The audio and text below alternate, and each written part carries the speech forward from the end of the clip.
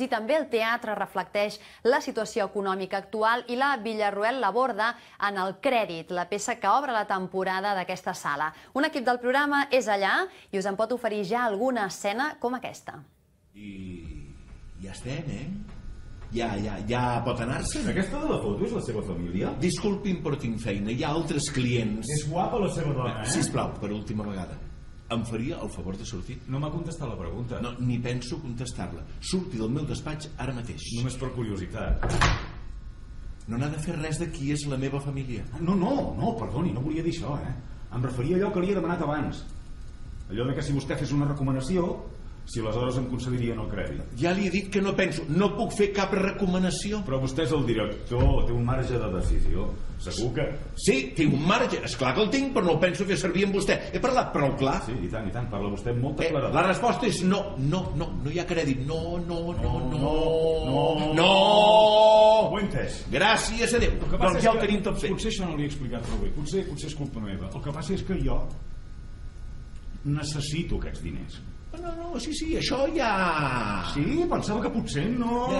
Amic meu, tothom necessita diners. El problema és que... Acabeu de veure un fragment del Crèdit, aquesta peça teatral que enceta la temporada al Villarroel i que se centra al voltant dels bancs, de la crisi, del capitalisme en general. Es tracta d'un duel interpretatiu entre Jordi Buixaderes i Jordi Bosch, dirigits per Sergi Balbert, a partir d'un text d'en Jordi Galceran, a qui, per cert, tenim aquí a prop. De fet, els tenim a tots quatre i és un luxe, però comencem amb en Jordi. Bona tarda. Hola, bona tarda.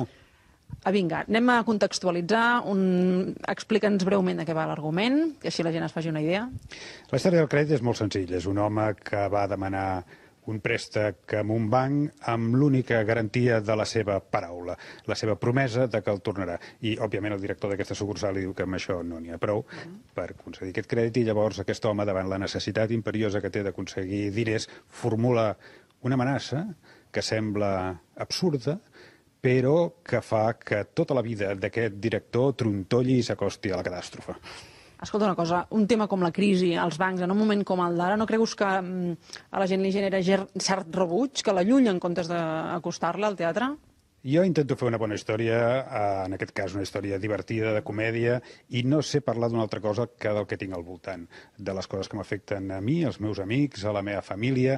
En aquest moment, doncs, aquest tema estava en l'aire, però l'obra, en el fons, no és cap reflexió sobre la crisi ni res que se li assembli. Vull dir, això és simplement paisatge per fer un conflicte entre dos personatges que és el que realment té força teatral. Per tant, jo crec que un bon estímul és la comèdia, és el fet de que podran riure, no? I tant, vull dir, el meu objectiu quan escriu una comèdia és fer riure, no és cap altre. És a dir, qui vingui a buscar, jo què sé, qualsevol mena de reflexió sobre la situació actual, doncs que llegeixi el dominical del diari, que segur que trobarà articles molt més interessants sobre això. Aquí vindrà a disfrutar, a riure, que ja n'hi ha prou, ja és molt.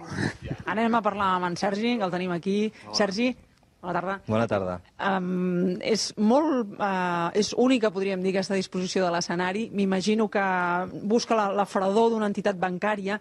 Amb tot, a mi aquesta llum em recorda una mica la sala d'operacions d'un quiròfan. No sé si això pot generar certa confusió. Ben mirat, sí, perquè aquí és una sala de dissecció, també. Es dissecciona una realitat, hi ha una persona que ve a demanar ajut per tenir una vida millor, a més, no? Que és el que acostuma a passar quan ens operem, també. I troba, evidentment, un director de sucursal bancària molt dur.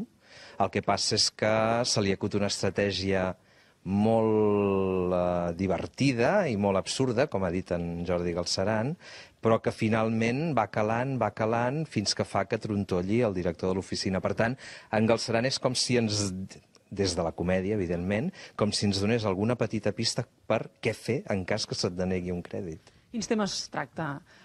Mira, tracta el tema de la desesperació, bàsicament, de la vida, de l'economia, però també de les relacions humanes, perquè finalment aquest forat que troba el client per penetrar i per desmuntar el sistema són els sentiments, no? Les relacions humanes.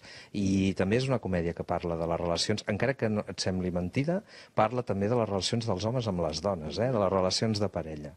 I hasta aquí puedo leer, no? No puc anar més enllà. Per l'efecte que deu anar per aquí el xantatge, no vull dir res més, gràcies.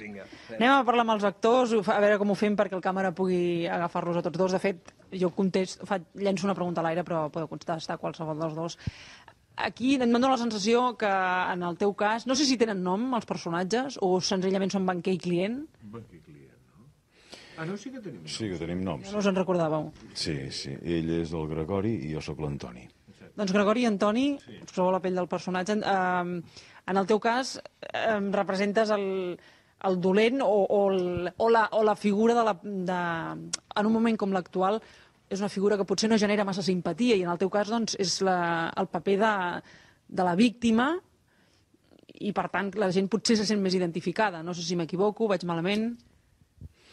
No ho sé, perquè realment a mi mai m'havien explicat l'explicació. Ell diu, no et donaré el crèdit, no te'l donaré per això.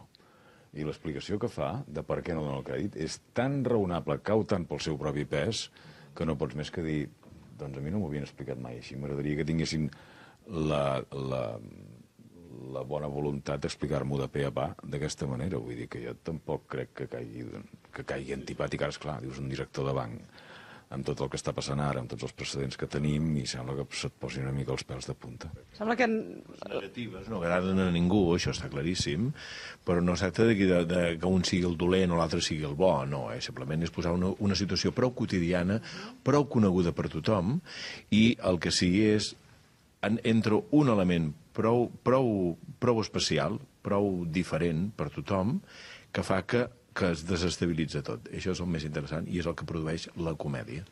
Per l'efecte que ells s'intercanvien bastant els papers i acaba patint el que en principi no havia de fer-ho, no?